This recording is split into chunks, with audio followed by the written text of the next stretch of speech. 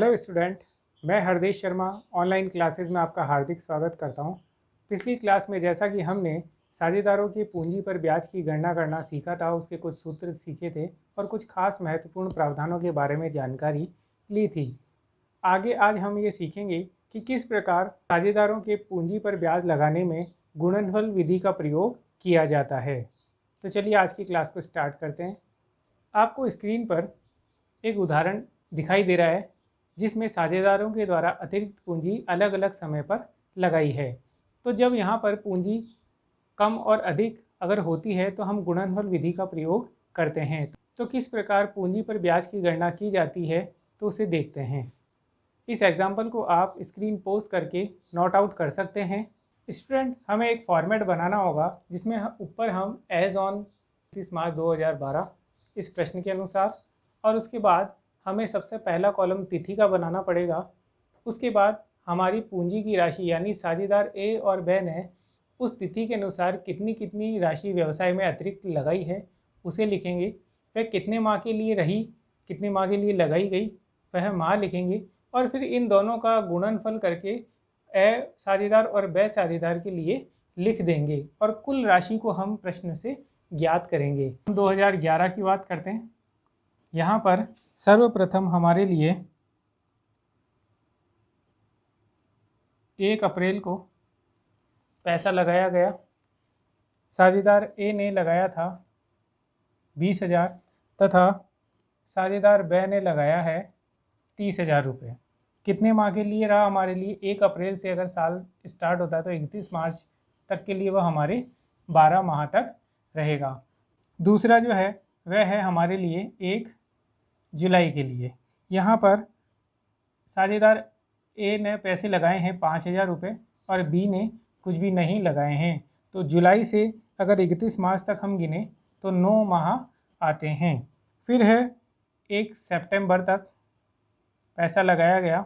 यहाँ पे साझेदार ए ने पैसा न लगाया, साझेदार बी ने 12,000 रुपये लगाए हैं और सितंबर से 31 मार्च तक की जो राशि आती है वह होती है हमारे 7 माह की। 1 सितंबर से आपको ये गिनना है, इसीलिए 7 माह होंगे। उसके बाद बात करते हैं 1 दिसंबर से, और यहाँ पे साझेदार ए ने 10,000 रुपये लगाए हैं और ये हमारे लिए होते हैं 31 मार्च तक 4 माह।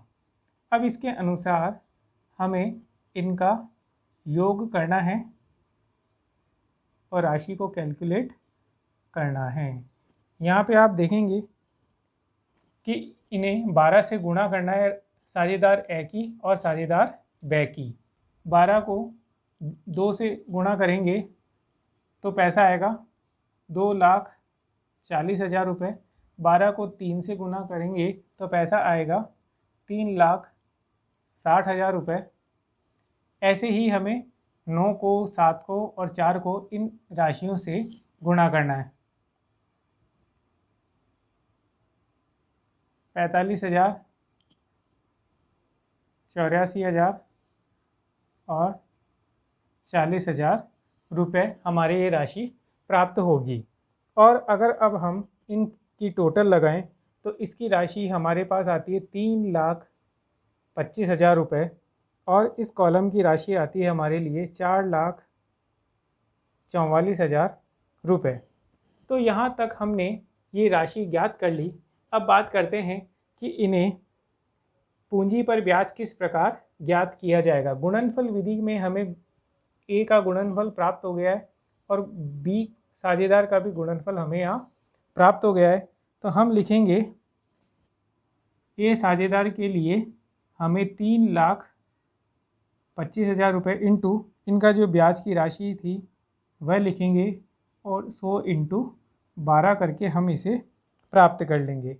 तो जब हम इन्हें कैलकुलेट करेंगे तो हमें आंसर आएगा 270308.33 रुपीज़। तो इस प्रकार हम इसे कैलकुलेट कर आंसर प्राप्त कर सकते हैं।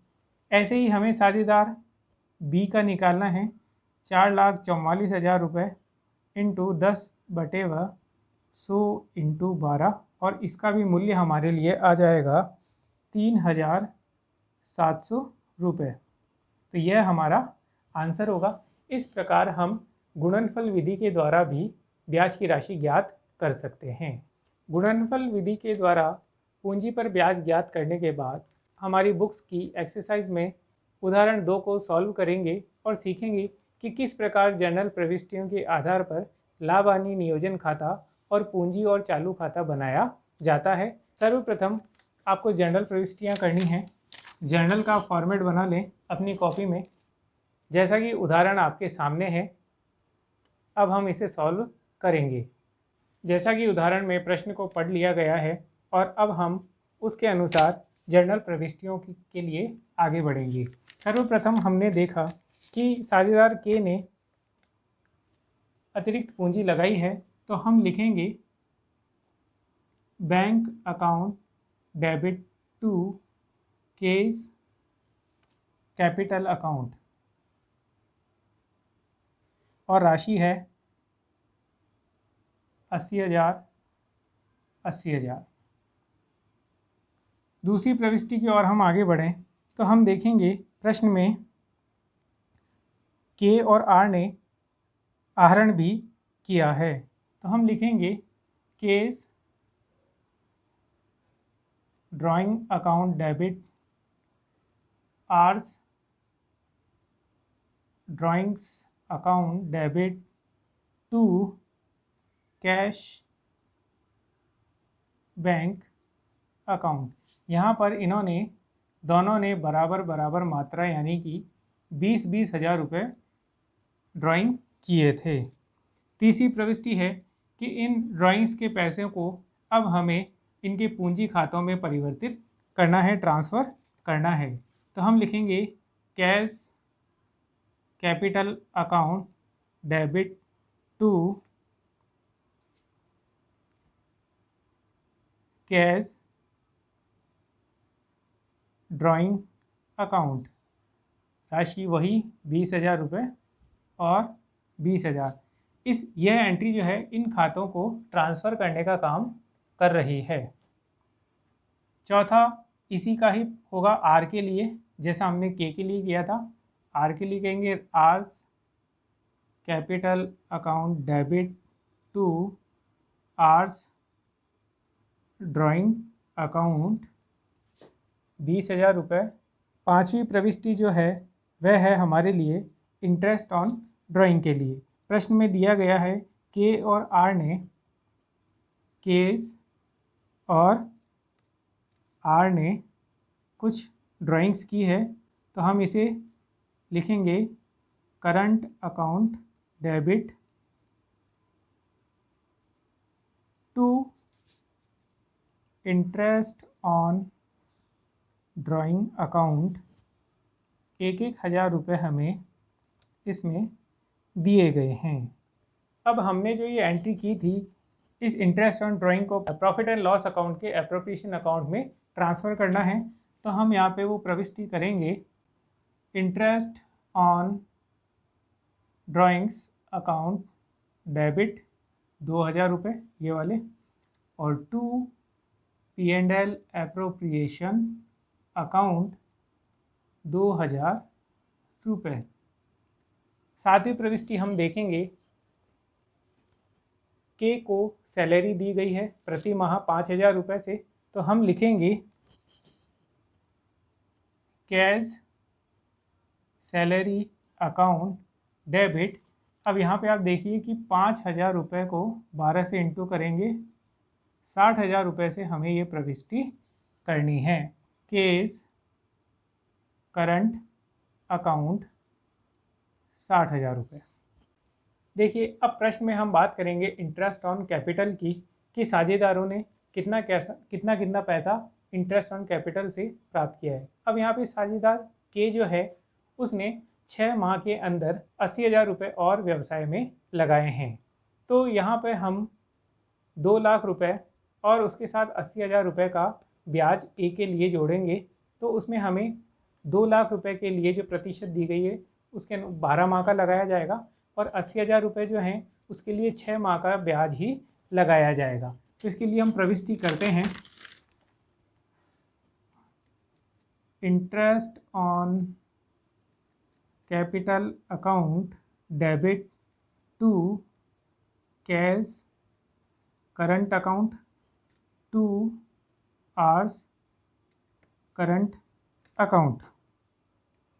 अब यहाँ पे हमें के लिए 2 लाख का 10% हमने निकाला 20,000 रुपये, और 80,000 जो रुपये थे वह हमारे लिए 6 माह के लिए हैं, तो यानी ये 40,000 हो जाएंगे, और 40,000 का हम 10% निकालेंगे तो वह हमारे लिए हो जाएगा प्लस 4,000 रुपये, और दूसरा जो था वह हमारे लिए 12,000। तो हम यहाँ पे लिखेंगे के लिए हम लिखेंगे 24,000 और इसके लिए 12,000, और कुल हमारे लिए इंटरेस्ट ऑन कैपिटल की राशि जो है वह 36,000 रुपये हो जाएगी। अब प्रविष्टियाँ लगभग सारी हो गई है, और अब हमें सैलरी और इंटरेस्ट ऑन ड्राइंग को profit and loss appropriation account में एडजस्ट करना है। तो हम लिखेंगे profit and loss appropriation account debit to interest on drawing account और टू कैश सैलरी अकाउंट। 36,000, 60,000 और कुल है यहाँ पे 96,000 रुपीज़। इस प्रकार ये प्रविष्टि होगी। नेक्स्ट होगी हमारे लिए प्रविष्टि लाभ की, कि साल में हमें लाभ कितना हुआ। तो profit and loss account debit to P&L appropriations account, और अब हम इसमें हमारे लाभ की राशि जो है 1,34,000 रुपये वह लिख देंगे। लास्ट एंट्री जो होगी हमारे लिए profit and loss appropriation account के लिए बताई गई है। तो ये एंट्री होगी हमारे लिए P&L appropriation account debit to K's current account और टू आवर्स करंट अकाउंट। अब आपको यहाँ पे जो मूल्य निकालना है क्रेडिट साइड का, यह है 3:2 में ज्ञात करना है। अब क्या करना है इसके अंदर, यहाँ वैसे तो इस प्रविष्टि को हम P&L एप्रोप्रिएशन अकाउंट बनाएंगे तो भी प्राप्त कर सकते हैं, और अगर आप सीधे सीधे शॉर्ट ट्रिक में अगर इसको निकालना चाहें यहीं पे, तो उसके लिए आपको क्या करना है, आपको अपना profit plus interest on drawing बराबर interest on capital plus salary को जोड़ लेना है। P का मतलब प्रॉफिट है, उसके साथ इंटरेस्ट ऑन ड्राइंग का मूल्य जोड़ना है, और आपको इंटरेस्ट ऑन कैपिटल के साथ सैलरी को जोड़ना है। तो प्रश्न में हमारे यहाँ पे दी गई है राशियाँ, प्रॉफिट हमारा 1,34,000 है, प्लस इंटरेस्ट ऑन ड्राइंग की जो राशि है वह हमारे 2,000 रुपये है, और इंटरेस्ट ऑन कैपिटल की राशि 36,000 प्लस 60,000 रुपये की हमारी सैलरी है। अगर हम इन्हें जोड़ें तो यहाँ पे मूल्य आएगा 1,36,000 बराबर 96,000। अभी हमने ये ज्ञात किया था। इसका जो डिफरेंस आता है वह आता है 40,000 रुपये। इस 40,000 को हमें 3:2 में बांटना है। तो 40,000 इंटू 3/5 और 40,000 इंटू 2/5 बराबर करके आप इनका मूल्य कैलकुलेट कर सकते हो, और आप यहाँ पे 40,000 से इसकी एंट्री करोगे तो पहले का जो मूल्य आएगा वह है हमारे लिए 24,000, दूसरा है हमारे लिए 16,000 रुपये। इस प्रकार आपकी ये सारी प्रविष्टियाँ हो जाती है। इसके द्वारा आपको profit and loss appropriation account बनाना है और इनके पूंजी खाते बनाने हैं। ये आपका होमवर्क रहेगा।